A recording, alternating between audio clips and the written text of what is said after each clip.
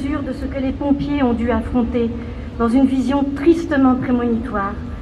Nous voulions encore une fois, à travers la voix de celui qui a le mieux glorifié et peut-être aimé Notre-Dame, dire notre reconnaissance et saluer leur courage.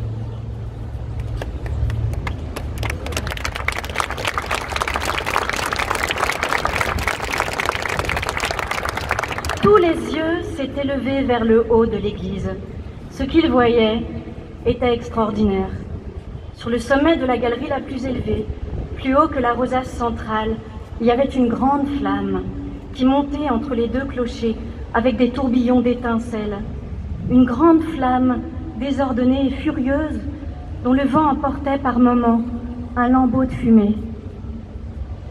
Au-dessous de cette flamme, au-dessous de la sombre balustrade à trèfle de braise, deux gouttières en gueule de monstre vomissaient sans relâche cette pluie ardente qui détachait son ruissellement argenté sur les ténèbres de la façade inférieure. À mesure qu'il s'approchait du sol, les deux jets de plomb liquide s'élargissaient en gerbes comme l'eau qui jaillit des 1000 trous de l'arrosoir.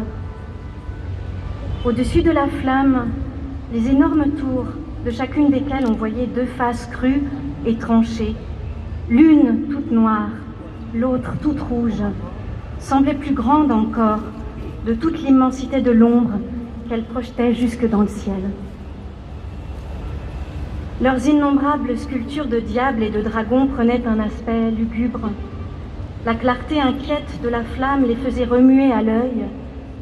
Il y avait des guivres qui avaient l'air de rire, des gargouilles qu'on croyait entendre japper, des salamandres qui soufflaient dans le feu, des tarasques qui éternuaient dans la fumée.